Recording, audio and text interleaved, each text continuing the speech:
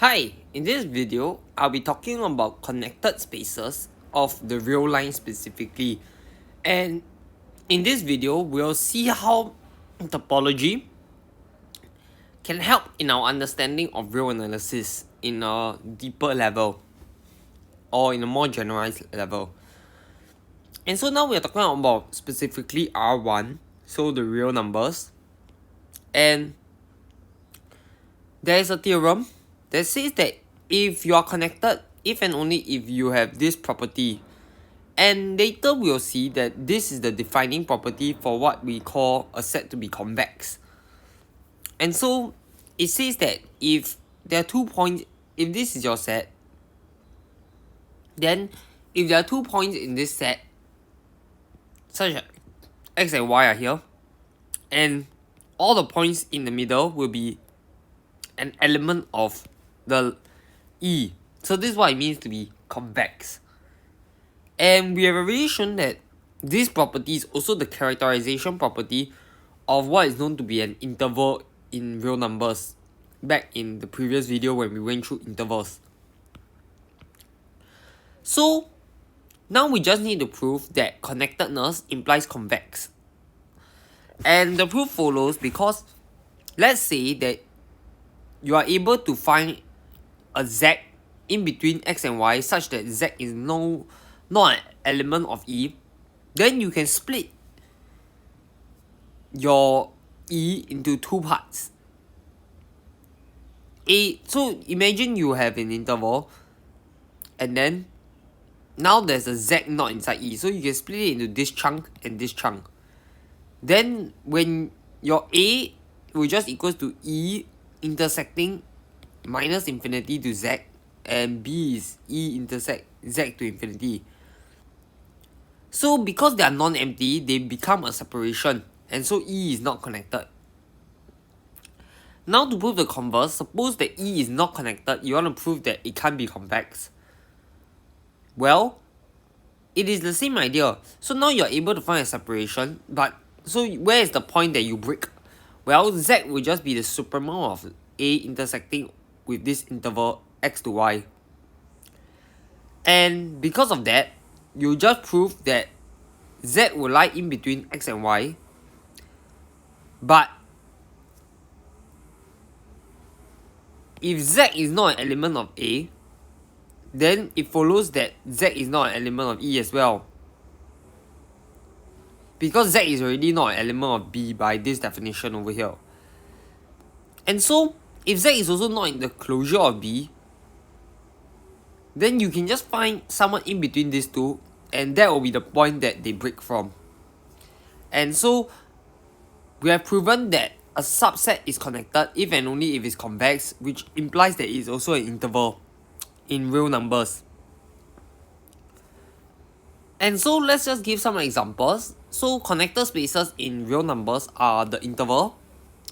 And if you have a function that is continuous, the graph will be the ordered tuple of this interval x map. So it's mapping I to I and the function. So this is like the identity basically. And because the interval is connected, this map will be connected and continuous.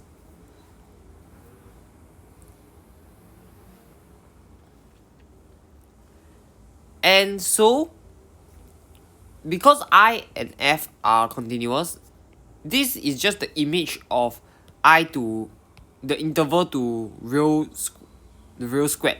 So it's also continuous, and this proves that the graph of a continuous function on an interval is connected, because now this graph is an image of a connected space, and since F is a continuous map, the image will be connected as well.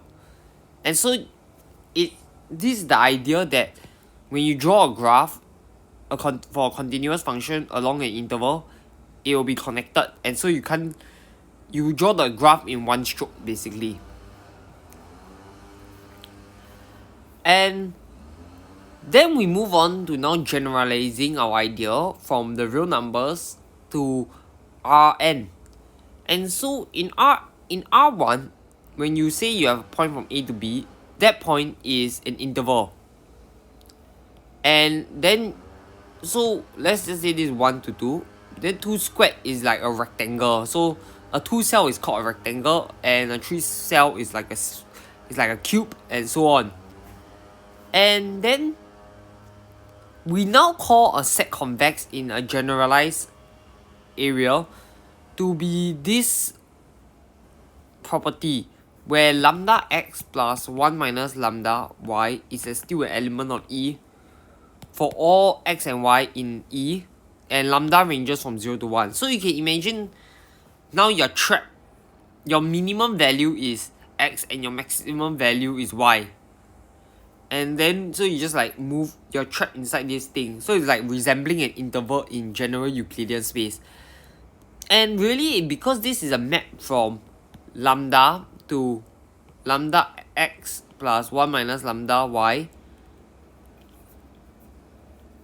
and this lambda ranges is in an interval, and this is a continuous map. This set of images that you get, so we'll denote it by this notation, similar to what you have for intervals, is connected. And so now we'll prove that convex subsets, so it has a form like this, are connected. And really, that's because if you are not connected, then you can find a separation. And so this is non-empty and this is non-empty, then you just choose x and y to be inside this. And then when you create the interval of it, this cannot lie within E, because y cannot be, if both are in E, if this whole thing is connected, because it's connected, it will lie all inside U or all inside V. But then y cannot lie in U and x cannot lie in V, so there's a contradiction. And so E cannot be convex. So a convex subset must be connected. So if you satisfy this property, it means you're connected. So you can see, because balls are convex, balls open or closed are connected. And so with this notion, we now come to the intermediate value yet again. So the intermediate value theorem, but now we talk about using the properties of topology to help us prove it. And so the proof now follows quite easily, where we don't need to do as many checks. So what we need to now know that because X is a connected space, so that's what it means to be like, remember back in, we used a closed and bounded interval. So now it's a connected space. And so, and you know that there's a point R lying in between FA and FB. And that is because since X is connected, the image of a connected will be connected as well for a continuous map. And so, in a real numbers, connected if and only if convex. So, the image is convex. Meaning, if FA is less than FB, then now you form this interval FA to FB, it will be a subset of the image. And so, for any number inside this interval, it will lie in the image. And so, that means there exists an X such that Fx equals to C. And so we are done. This actually proves the intermediate value theorem quite easily, and we see where the connectedness plays a part. It comes apart so that you can form the connection between convexity and connectedness. And with that, we have one application, and is known as the Brouwer's fixed point theorem. And I'll leave it to you to read up on your own, but it's a cool application. It's just applying the intermediate value theorem to it. So that's all for this video. I'll catch you in the next video where I go through compactness. See you!